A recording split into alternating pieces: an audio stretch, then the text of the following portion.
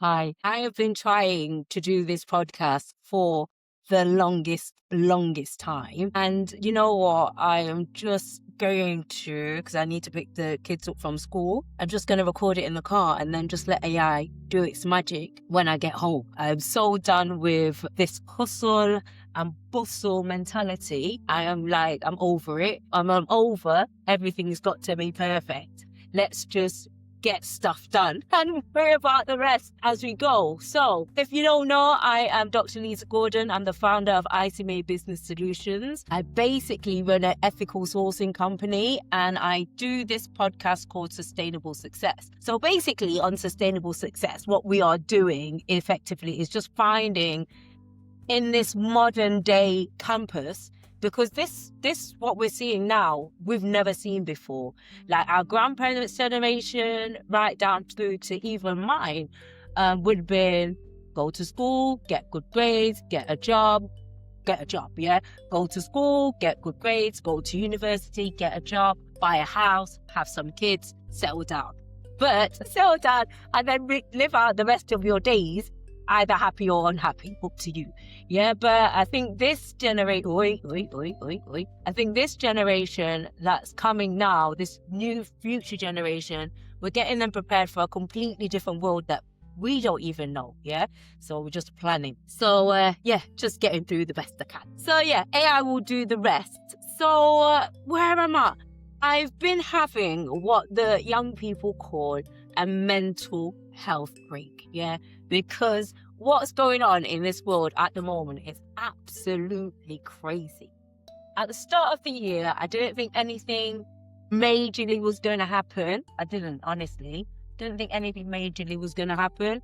I just thought that we just needed to continue to... thank you. I thought we just needed to continue to just battle on. Because we know that the battlefield already is rigged. The game is rigged. And we just have to do the best that we can with the hand that we've been given. And honestly, my gosh, I just have to really, if you are a faith-based person, you need to pray for these leaders. Or just hope that they get their act together, one or the two. Because really, these people that are making these decisions at the moment, their decisions that they're making affects countries, affects people, affects our life. Now, even as a businesswoman, the decisions that these leaders are making affects me. As a small business owner, it's already a battle minefield. Never adding a war to it, which absolutely makes no sense. So you send a load of bombs, you bomb somebody's country, and then what? I don't get it. I think it's weird to me. I don't get it. But what I do see and what is happening is petrol prices are now through the roof. I think I seen it today at 1.7 because I drive diesel. So that's gone through the roof. The tariff charges at the moment, we're on everything is very unsettled. Now, what you can say what you want about the Biden guy, and you can say what you want about Obama, President Obama. You can say what you want about them, but at least when they was in charge, there was this element of peace. And I knew when Trump got in, I had a distinct feeling that it would shake things up and it would open people's eyes. But what I didn't expect was this, where innocent people's lives now are taken, and a lot of people that have their loved ones out in other countries can't even go to sleep at night time, because the last time I checked, missiles weren't racist. So if you're gonna get attacked, it doesn't matter if you're white, blue, pink or green, you're gonna get attacked. So then I was on my mental health break. So that's why I haven't been recording for a lot, and a lot of other background stuff that I was doing, seeing strategies in my business, looking at where the world is currently at the moment and how can I pivot with that. So we're looking at if nobody doesn't press that button for, I don't even know if I can say this word, but nuclear or whatever, if they don't press that red button that says not press, it will press in case of emergencies, and we're all wiped out. I'm really looking at what strategically can I do now as a business owner, small business owner. Again, game is already rigged. We know that, right? Game is already rigged. It's hard enough as it is. So how do you pivot in this minefield? So it's like looking tariff charges, the variables, and how I can make a difference to my actual current clients. So if they're importing, is there any way that I can help them to save some money by looking at some of the categories or how we categorize certain things, how we can we recategorize, all that kind of stuff. So really, we're not really focusing so much on sourcing in this crazy minefield now. We are switching more to a consultancy and supporting people that are already sourcing already. So this could be example, you already have your supplier, but there's loads of changes coming in, like some of the British laws or some of the new laws that are coming in is to do with some of the Chinese factories do have to have a representation from that said country. So for example, a British buyer would need to have a representation from British at China. Just some of the things that they're implementing. So then that's where my company in this small space in time can be a bridge. So that's what we really need to be looking at. Like in these unsettling times, how can we effectively build on sand? Because we don't know, it's always moving. So what I can see at this particular moment in time is a lot of things are going to be going remote, as we already see it. And especially in hospitals. Now, if you are in hospital, you would most likely, if you can get the bed rest at home, you would want to, but you would want to have all those electrical equipments that you could already have at home. This is just one of my ideas I'm thinking of, right? You would want those medical equipments at home. It would be even better if any medical things could be reported back to the doctors. So it's not giving the doctors more work to do. It's like probably taking the workload off the doctors.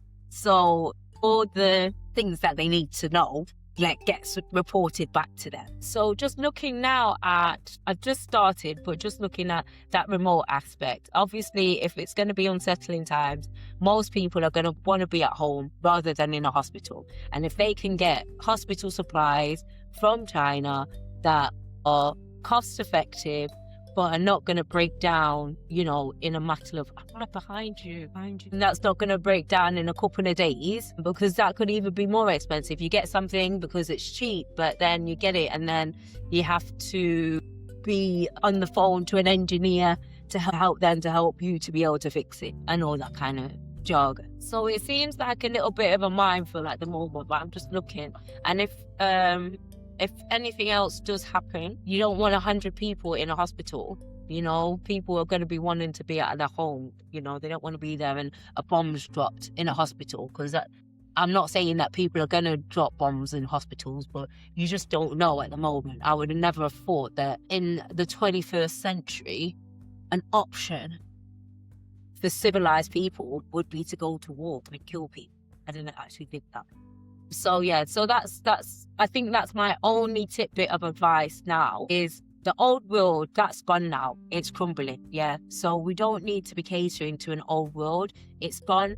It's not coming back. We're going into a new phase of things, like phase where you probably don't have to go to university, phase where you don't really have to have qualifications, a phase where your skill set and your results matter more than what you say you can do on a piece of paper. I don't know about anybody else because I am not an employee, but as a leader, it is time to open up your eyes and see what's going on in the world and see how your business can pivot.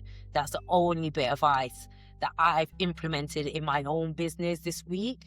I'm strategizing to see if the worst case scenario is going to happen, where am I going to drive the business? And if the best case scenario happens, where am I going to drive the business? Only I think remote now is because if something happens again, people are going to want to be at home. And if they can be at home with their loved ones, they're going to want to be. And then if the worst happens while they're at home, or vital signs or whatever flash up, then they can get them back into hospital as soon as possible. So that's where I'm at the minute. So this is my famous spiel, I would say, is if you want to book in a one-to-one consultation with myself, feel free to do that. There should be a link somewhere on my LinkedIn that you can book book an appointment. There should be somewhere there. And as well, if you already have a supplier, but you don't know if you're going to pass this year's audit on them, we can also do that for you. If you're looking for suppliers that are already, up and running, established, then, up and running and established, then you can also hit us up on that. So that's all my thoughts for this week. I'd call it a mental health break, but it's just like not posting chaotically all the time. I've just took a backseat and just been strategizing. That's it. So that's how I put my feet up and have a rest. So as a leader, entrepreneur, how do you take a rest? I think if you're on my level, you actually take a rest is never sit down and do nothing. It's either you sit down, you read a book, or you sit down, you listen to an audio book, you sit down, you're doing something with your business. So tell me, put in the comments, like, how do you take a break? And let's share these mental health facts for 2006 in the comments so we can all grow and have a little bit of peace in this very unsettled time. Right, that's me signing off until next time.